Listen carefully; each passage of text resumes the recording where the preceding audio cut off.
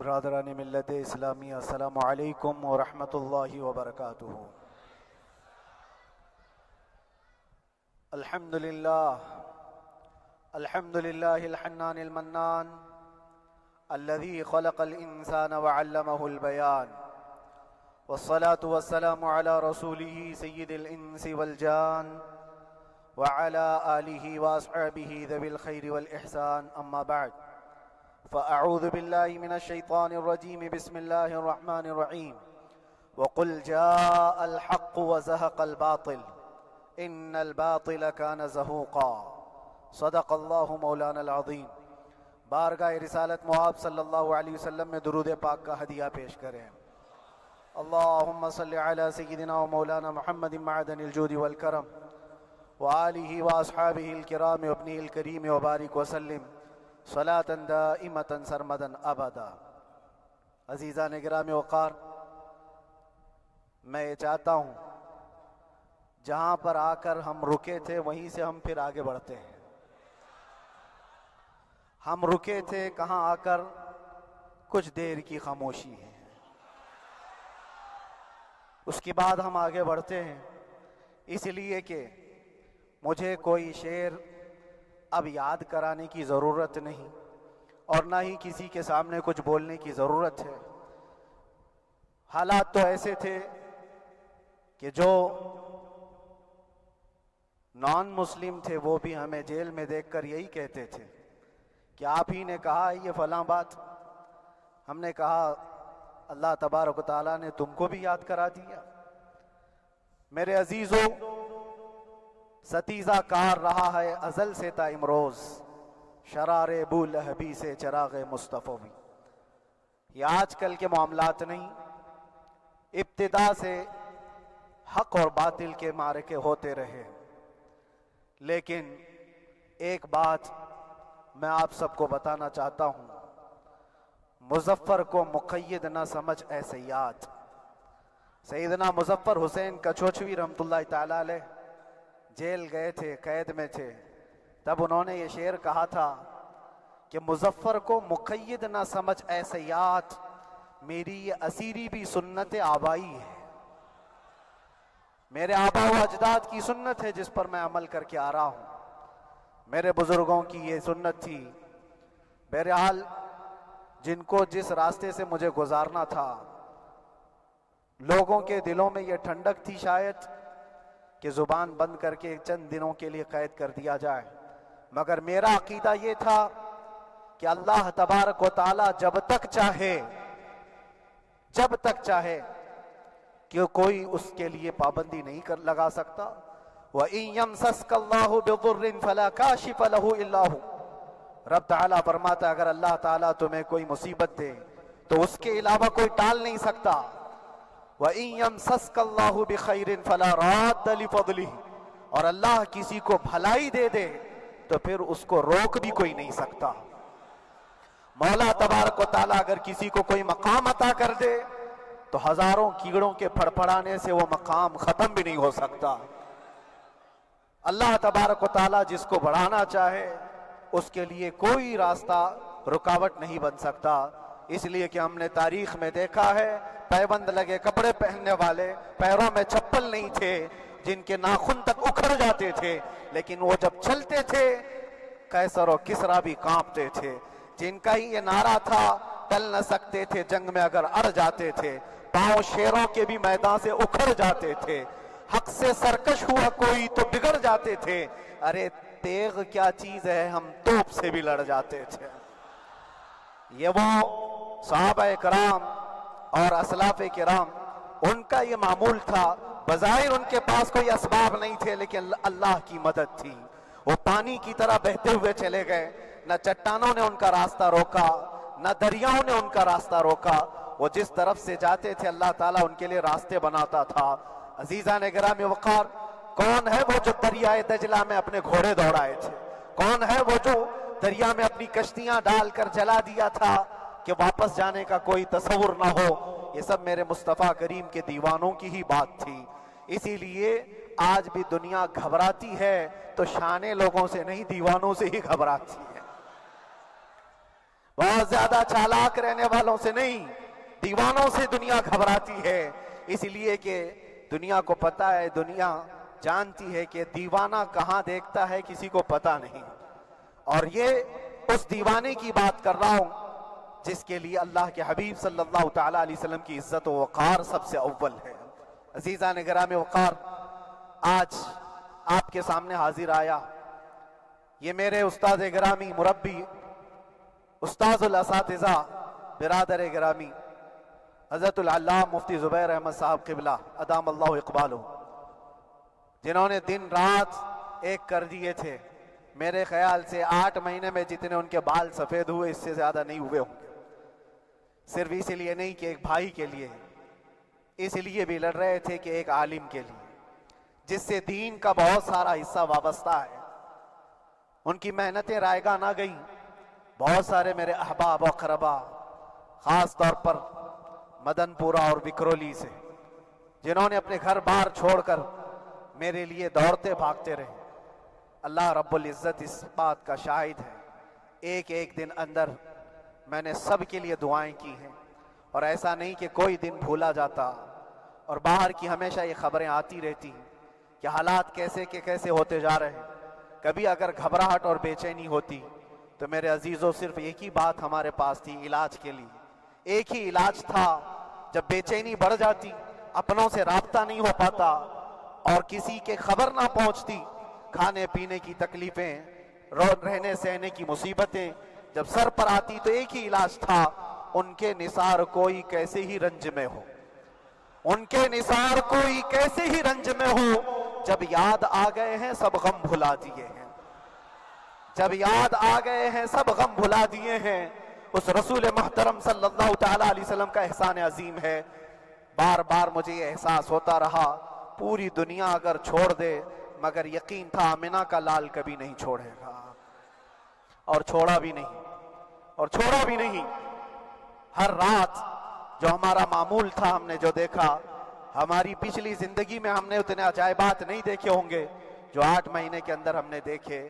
نبی پاک صلی اللہ تعالیٰ علیہ وسلم کے انعامات و اکرامات، رب تبارک و تعالیٰ کی مدد سے دل مضبوط ہوتا ہے۔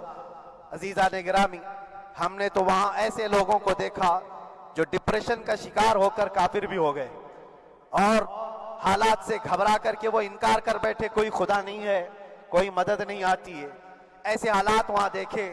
لیکن ان حالات میں بھی اللہ تبارک و تعالیٰ کی مدد ساتھ رہی۔ رسول پاک صلی اللہ تعالیٰ علیہ وسلم کا انعام و اکرام یہ تھا کہ جس طرح سے گئے تھے اسی طرح سے واپس بھی آئے، جس طرح سے گئے تھے ویسی واپس آئے، اور نہ میرے مصطفیٰ نے باہر میری عزت میں کمی کی، نہ اندر عزت میں کمی کی، کہیں پر بھی نہیں۔ الحمدللہ، جس شان کے ساتھ رسول پاک صلی اللہ تعالیٰ علیہ وسلم اپنے چاہنے والوں کو رکھتے ہیں وہ میں نے دنیا میں دیکھا، اور پھر یہ عرض کیا آقا آج آپ کی عزت پر بات کرنے والے کو چاہے وہ 1000 کال کوٹری کے اندر ہو، آپ عزت کے ساتھ بٹھاتے ہیں تو پھر قیامت کے دن اس کی عزت کا کیا حال ہوگا۔ عرش حق ہے مسند رفعت رسول اللہ کی، دیکھنی ہے حشر میں عزت رسول اللہ کی۔ میرے عزیزو، ایک بات کو طے کر کے چلو، انہیں جانا انہیں مانا، نہ رکھا غیر سے کام، للہ الحمد میں دنیا سے مسلمان گیا۔ اس ایک بات میں جو عزت ہے، دنیا کے کسی مقام و منصب اور مرتبے میں عزت نہیں ہے۔ اور حالات دنیا انشاءاللہ میں سناتا رہوں گا۔ اللہ تبارک و تعالیٰ جب تک یہ زبان رکھا ہے حق بولتے رہیں گے اور سناتے رہیں گے، اور بھی حالات آپ کو انشاءاللہ العزیز آگے سناتے رہیں گے۔ لیکن آج خصوصیت کے ساتھ میں جمعہ کے لیے اسی لیے حاضر آیا کہ یہاں کے لوگ پل پل یاد کرتے رہے۔ حضرت مجھے ہر بار خبر دیتے کہ جب نماز سے فارغ ہو کر کے میں نکلوں تو مجھے لوگ پکڑ لیتے، کیا ہوا، اب کیا خبر ہے۔ تو جس قدر آپ کی بے چینی تھی، بے قراری تھی، میرے عزیزو مجھے بھی ملنے کی بے چینی اور بے قراری تھی، لیکن یہ ایک سٹیج تھا جس سے گزارا گیا ہے، ایک مقام تھا جس سے گزارا گیا۔ میں تو ایک نکما آدمی، میں تو ایک کم پڑا ہوا ہوں، لیکن آپ کو بزرگان دین کی اگر تاریخ پتہ ہو، امام اعظم ابو حنیفہ رضی اللہ تعالیٰ عنہ، جن کو ناحق جیل میں رکھا گیا تھا، امام موسیٰ کاظم رضی اللہ تعالیٰ 7 سال تک قید میں رہے۔ یہ کون امام موسیٰ کاظم؟ جن کے دربار میں جانے کے لیے غوث اعظم عبد القادر جیلانی رضی اللہ تعالیٰ 4 کلومیٹر دور اپنی چپل اتار دیا کرتے تھے۔ امام موسیٰ کاظم کا وہ دربار ہے جن کو باب الحوائج کہا جاتا ہے۔ اس امام کو 7 سال تک بغیر کسی قصور کے قید میں رکھا گیا، اور حد تو یہ ہے کہ اسی قید خانے میں زہر دے کر کے آپ کو مارا گیا ہے۔ آپ کا جنازہ جیل سے نکلا تھا۔ امام احمد بن حنبل جن کو 5 لاکھ حدیثیں یاد ہیں، نبی پاک صلی اللہ تعالیٰ علیہ وسلم کی، بغداد کے سرے بازار آپ کو ننگی پیٹھ پر کوڑے مارے گئے۔ آپ کو اندازہ ہے بزرگان دین کی ایک لمبی فہرست ہے۔ جب میں وہاں گیا تھا تو ایک بزرگ کی بڑی یاد آئی، وہ تھے حضرت مجدد الفیسانی رضی اللہ تعالیٰ۔ اکبر جیسے ڈکٹیٹر کے سامنے، اس زمانے کے سب سے بڑے ڈکٹیٹر بادشاہ کے سامنے آپ نے حق بات کا اعلان کیا تھا۔ مجدد الفیسانی رحمت اللہ تعالیٰ علیہ نے فرمایا تھا کہ اسلام نام سے جو دین ہوگا وہ محمد عربی کا لایا ہوا ہی دین ہوگا، کسی اور بادشاہ کا بنایا ہوا نہیں ہوگا۔ اس بات پر آپ کو قید میں ڈالا گیا تھا، 8 سال تک قید میں رکھا گیا۔ 8 سال میں بادشاہ مر بھی گیا، بیٹا بادشاہ بنا، لیکن کسی نے آ کر جہانگیر کے سامنے یہ بات رکھی کہ آپ کے باپ نے جس مولانا کو قید میں ڈالا تھا گوالیار کی جیل میں، 8 سال میں جیل کا نقشہ بدلا ہوا ہے۔ تو بادشاہ نے پوچھا ہوا کیا ہے؟ کہا کہ اس مولانا نے 8 سال میں تقریباً 700 قیدیوں کو عالم بنا دیا ہے۔ درس حدیث، درس تفسیر، قرآن کا علم، نمازیں جماعتوں سے وہاں اس طرح ادا ہوتی ہیں جیسے لگتا ہے گنبد خضرا کی چھاؤں میں ہے۔ رب تبارک و تعالیٰ کا یہ احسان عظیم تھا۔ ان 8 مہینوں میں بحمدہ تعالیٰ میں نے اپنی لائف میں کبھی اتنی امامت نہیں کی تھی جتنی وہاں امامت کیا، اس لیے کہ پابندی نہیں ہو پاتی۔ جب جب امام رہا مسجد میں چھٹیاں ہوا کرتی تھی، ادھر ادھر آنا جانا، لیکن وہاں پر کبھی کسی نماز میں چھٹی نہیں ہوئی، اور امامت اللہ تبارک و تعالیٰ کو جہاں لینا ہے وہاں لیتا رہے۔ اور مجھے اس بات کا تھوڑا قلق تھا، 24 سال سے میں تراویح سنا رہا تھا، 24 سال، 24 تراویح ہو چکی تھی، رمضان المبارک کا 24 گزر چکے تھے، 25واں سال تھا، ظالموں نے مجھے رمضان سے پہلے اندر کر دیا۔ بار بار یہ خواہش ہوتی تھی کہ میری تراویح چھوٹنے نہ پائے، 25ویں تراویح ہے، 25ویں محراب ہے، لیکن رب تبارک و تعالیٰ کا احسان، اندر موجود سارے مسلمانوں نے یہ مطالبہ کیا کہ ہم یہاں جماعت سے تراویح قائم کریں گے، اور اب تک لوگ الم تری کیف والی تراویح کبھی کبھار پڑھ لیا کرتے ہیں، لیکن سارے لوگوں نے مل کر کے یہ اتفاقاً کہا کہ ہم پورا قرآن آپ سے سننا چاہتے ہیں۔ کیسے کیسے قیدی تھے، کیسے کیسے کرائم والے تھے۔ میں نے کہا آج میں ایک دن پڑھاتا ہوں، ایک پارہ پڑھوں گا، آپ کو اگر لگے تو بتا دینا، بھاری پڑ جائے، کیونکہ لوگ سارے کرمنل ہیں اور کئی طرح کے جرائم کیے ہوئے لوگ ہیں، نماز دین سے کہاں زیادہ رشتہ، کہاں ہو سکتا ہے یہ گھبرا کر بھاگ جائیں۔ ایک دن پڑھاؤں گا، اگر آپ کو لگے تو بول دینا، نہیں تو کل سے الم تری۔ پہلے دن تراویح پڑھا ہے، دوسرے دن سارے لوگوں نے کہا آپ نے ایک پارہ پڑھایا ہے، سحری تک بھی پڑھائیں گے تو انشاءاللہ کھڑے رہیں گے۔ یہ جو استقامت، یہ ساری چیزیں دلوں کا جمع ہونا اور ہماری طرف دلوں کو پھیر دینا بغیر اللہ کی مدد کے نہیں ہوتا، رسول پاک صلی اللہ تعالیٰ علیہ وسلم کے کرم و احسان کے بغیر نہیں ہوتا۔ وہ تراویح بھی پڑھتے رہے، تفسیر قرآن بھی سنتے رہے اور قرآن کی تعلیم بھی لیتے رہے۔ پھر مجھے اندازہ یہ ہوا کہ رب تبارک و تعالیٰ کی منشا یہ تھی کہ ہماری تراویح کی محراب کی سلور جبلی جیل کے اندر ہو جائے۔ مجھے اس بات کا کوئی قلق نہیں رہا کہ میری کوئی چیز چھوٹ گئی ہے۔ ہاں، عید، بقرعید، محرم، یہ تمام چیزیں لوگوں کی یاد تو رہتی، رشتہ دار، احبا، اقربا کی یاد، لیکن اللہ کی مرضی، میرا رب تبارک و تعالیٰ جو پسند کرے اس میں ہم راضی ہیں۔ اگر مولا یہ چاہتا ہے کہ میں تنہا پڑھوں تو اس کی رضا میں ہم راضی ہیں، اگر وہ چاہتا ہے کہ مجمع ہزاروں میں ہم نماز ادا کریں تو اس کی مرضی پر ہم قائم ہیں۔ عزیزان گرامی وقار، صبر اور سکون کے ساتھ جو حالات گزرے اس میں سب سے بڑا کردار آپ سب کی دعاؤں کا ہے، سب کی دعاؤں کا۔ مشائخ، سارے پیران اعظام، تمام سلاسل کے اور ہر مسجد کے امام اپنے محراب اور منبر سے جو دعا کرتے رہے، یہ سارا ذخیرہ میرے لیے اتنا بڑا ہے جس کو میں بیان نہیں کر سکتا۔ ہر ایک کی جانب سے دعائیں، عورتوں بچوں کی طرف سے منتیں، روزے، نہ جانے کیا کیا کر لیا۔ پھر مجھے اندازہ ہوا کہ صرف اپنے آرام، اپنے راحت کے لیے پھڑپھڑانے سے کچھ نہیں ہوگا۔ رب تبارک و تعالیٰ یہ چاہتا ہے کہ پوری امت مل کر کے اس فقیر کے لیے دعا کرے، اور اللہ تعالیٰ کو جب تک منظور تھا تمہاری دعائیں ہوتی رہی۔ بعض لوگوں کو یہ خیال بھی آیا، کچھ میرے احبا اقربا رشتہ داروں نے بھی کہا اتنی ساری دعائیں ہوئی، اتنی ساری دعائیں ہوئی، قبول کیوں نہیں ہوتی؟ ایک بات یاد رکھو، پوری دنیا مل کر کھڑے ہو کر دعا کرے، اللہ کی قدرت پر کوئی کام کرنا واجب نہیں ہے، اللہ پر کوئی چیز واجب نہیں ہے۔ اگر وہ اپنے فضل سے عطا کر دے تو اس کا احسان ہے، اس کا احسان ہے۔ اب چاہے وہ سال بھر میں قبول کرے کہ 5 سال میں قبول کرے، ایک بات یاد آتی ہے میرے عزیزوں، ہماری قید تو 8 مہینے کی ہوگی، ان بزرگان دین کی قید 8 سال 7 سال۔ امام محمد بن حسن عسکری 20 سال تک قید میں رہے، 20 سال تک اندر سلاخوں کے پیچھے بند رکھا گیا۔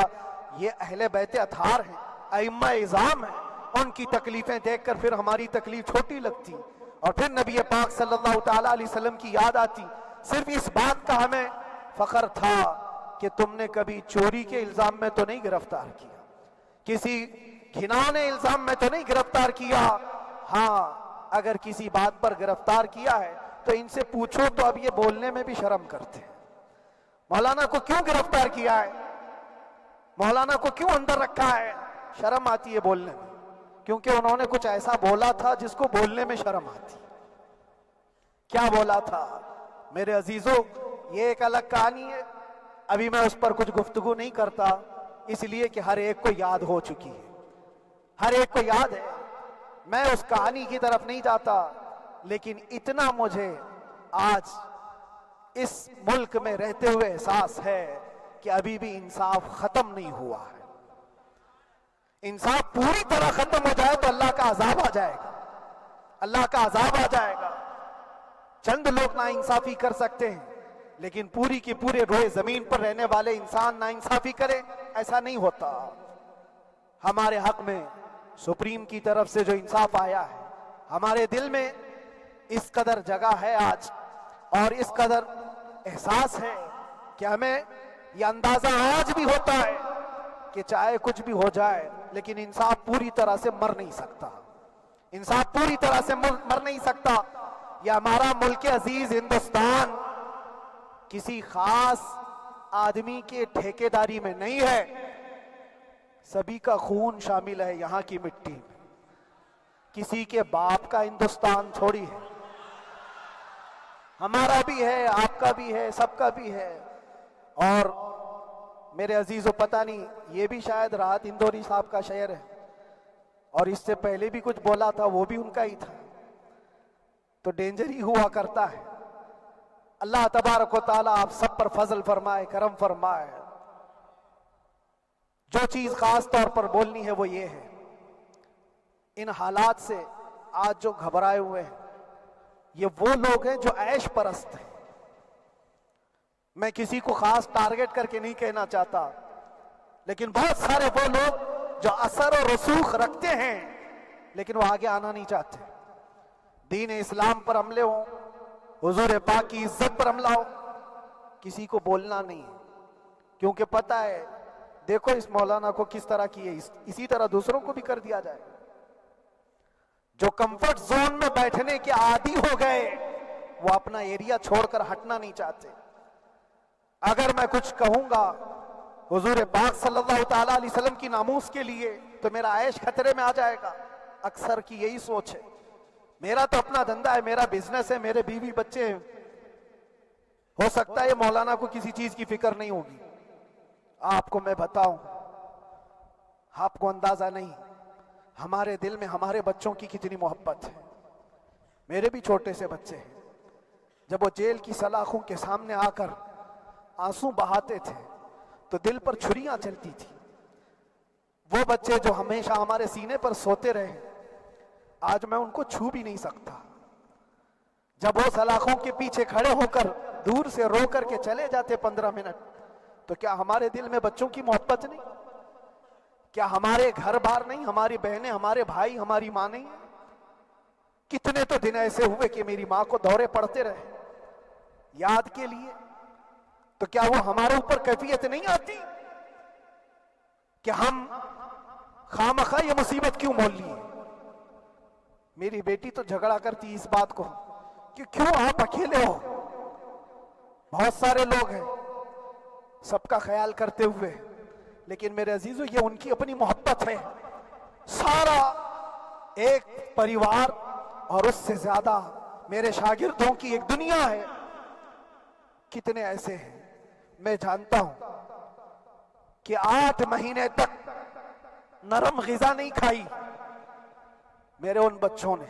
میں جانتا ہوں ان کا صرف یہ خیال تھا کہ اندر پتہ نہیں جیل میں آپ کیا کھا رہے ہوں گے, ہم یہاں نرم غذا نہیں کھائیں گے, گوشت مچھلی نہیں کھائی.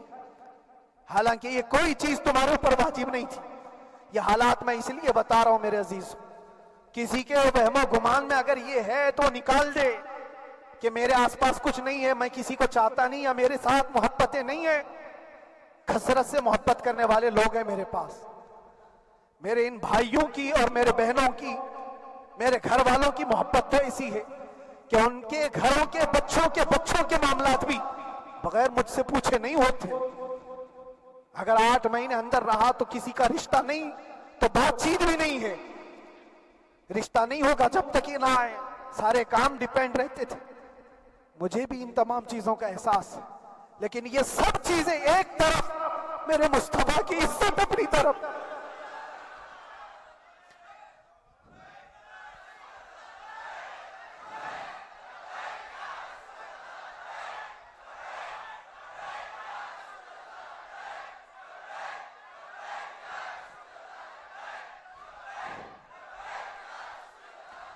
میرے عزیزوں,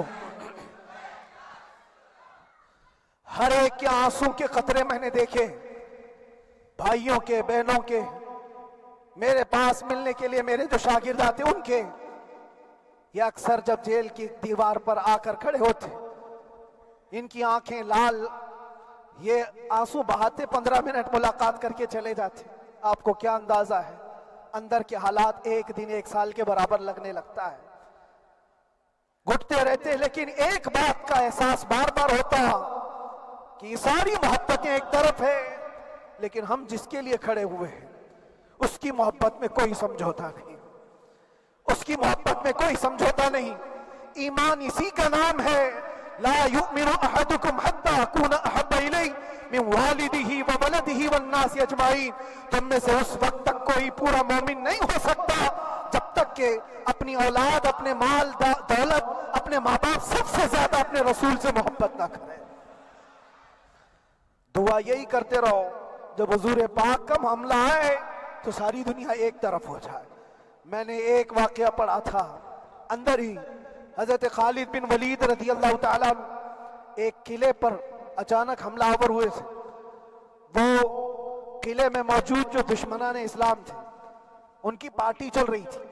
بڑے بڑے قالین, صوفے بچھے ہوئے, تشتوں میں قیمتی کھانے رکھے ہوئے تھے. خالد بن ولید کے ساتھ جو لشکر ہے, یہ تو وہ غریب صحابہ تھے جو پیون لگے کپڑے پہنتے, ایک کھجور پر پورا دن گزارتے. جب یہ اس قلعے پر حملہ آور ہوئے تو دشمنان اسلام جو تھے وہ مقابلہ کرنے کی ہمت نہ جٹا سکے, بھاگ گئے. سارا مال سب چھوڑ کر بھاگ گئے, بغیر کسی جنگ کے, بغیر کسی قتل قتال کے پورا قلعہ فتح کیا خالد بن ولید. اب سنو, جو صحابہ تھے وہ مال غنیمت جمع کر رہے تھے, کیونکہ یہ عرب کے لوگ ایسے مہنگے قالین نہیں دیکھے تھے, ایسے مہنگے صوفے, اتنی قیمتی غذائیں انہوں نے دیکھی نہیں تھی. سب جمع کرنے لگے. خالد بن ولید نے کہا, خبردار, ہاتھ مت لگانا, سب ہٹ جاؤ. سب ہٹ گئے. چند صحابہ کو بلایا, یہ سب جمع کرو, اس کو آگ لگا دو. پورا مال غنیمت جو تھا آگ لگا دیا. تو جو صحابہ تھے وہ کہنے لگے, کیا یہ اچھا ہوتا ہے یہ سب میں آپ تقسیم کر دیتے؟ یہ بہت قیمتی چیزیں ہیں، عرب میں ہم لے جاتے تو یہ بہت مہنگی چیزیں ہیں۔ خالد بن ولید نے کیا کہا جانتے ہو؟ کہا اگر تم کو بھی ان تمام چیزوں کی عادت لگ جائے تو تم بھی ویسے ہی بھاگو گے جیسے یہ بھاگے۔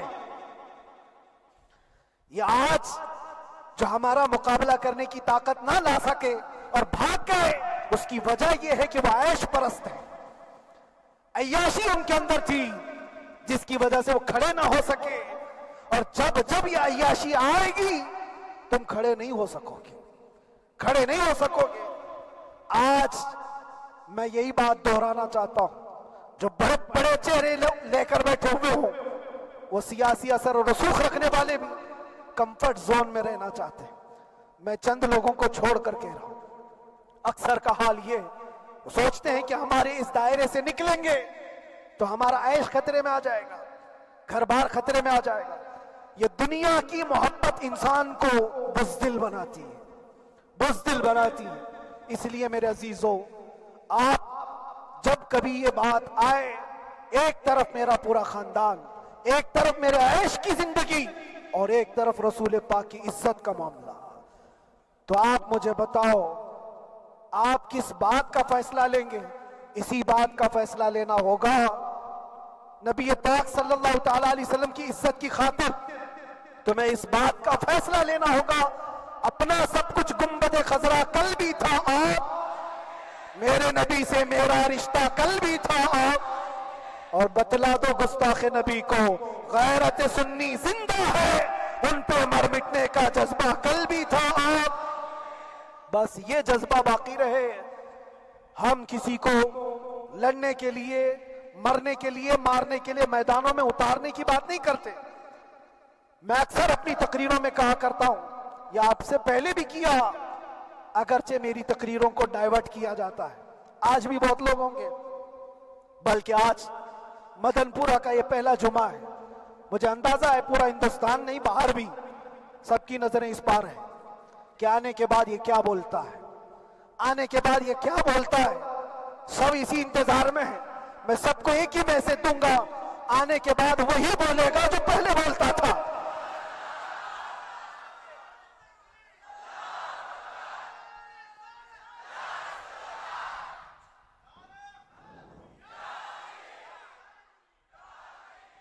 اگر کچھ غلط ہوتا تو ہمارے اس ملک عزیز ہندوستان کی سب سے اعلیٰ عدالت یہ نہیں کہتی کہ ان کے اسپیچ میں کوئی ہیٹ مسئلہ نہیں ہے۔ وہ ہمیں اندازہ ہے میرے عزیزوں، ہاں جہاں غلطی ہوگی ہم بھرے اعلان کے ساتھ کہیں گے کہ ہم سے یہ غلطی ہو گئی، ہم سے یہ خطا ہو گئی، زبان پھسل گئی، لیکن جو چیز نہیں ہے تو اگر تم زبردستی اس کو کہو گے تو یہ ہم نہیں مانتے۔ ہاں بس اتنی دعا میرے حق میں کریں کہ جتنی بھی زندگی باقی ہے اللہ تبارک و تعالی حضور پاک کی محبت اور ان کی عظمت کی حفاظت کے لیے جیتے مرنے کی توفیق عطا فرمائے۔ ہمارا کام صرف اتنا رہ گیا، جو میسج دینا تھا وہ ہم نے دے دیا۔ اب جو حالات آ رہے ہیں میرے عزیزوں، آپ سب کے لیے بھی میں یہ گزارش کروں گا، دین کی طرف آ جاؤ، سچائی کی طرف آ جاؤ، ورنہ گاجر مولی کی طرح کٹ جاؤ گے، ختم ہو جاؤ گے۔ دین کی طرف آؤ،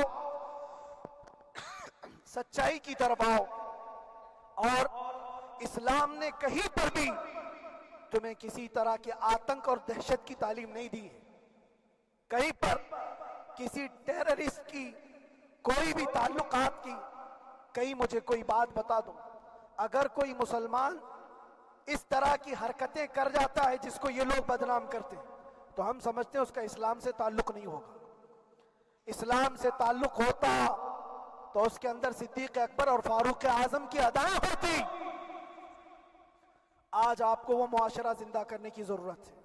میں نوجوانوں سے کہوں گا، بہت دن گزار لیے ٹک ٹاک پر مجرے، اور تمہارے اس انٹرنیٹ کی دنیا پر جس طرح تم نے آوارگی کر لی ہے، اب وقت کم بچا ہے، آ جاؤ میرے نبی پاک کی گنبد کی چھاؤں میں۔ عزت وہیں پر ہے، انہی کے قدموں میں عزت ہے، اور یہاں پر بھی ہے اور آخرت میں بھی ہے۔ آخرت میں بھی ہے۔ بس اس عزت کے لیے آپ سب سے میں گزارش یہ کروں گا، سچائی کی طرف واپس آ جاؤ، سچائی کی طرف واپس آ جاؤ۔ جو تمہاری نمازیں باقی ہیں اس کو پوری کر لو، اس سے پہلے کہ دنیا تم پر نماز پڑھ دے، اس سے پہلے کہ تمہارے جنازے کی نماز پڑھی جائے، اپنی نمازیں کمپلیٹ کر لو۔ اور علماء ذوی احترام کا ادب و احترام اپنے اندر رکھو۔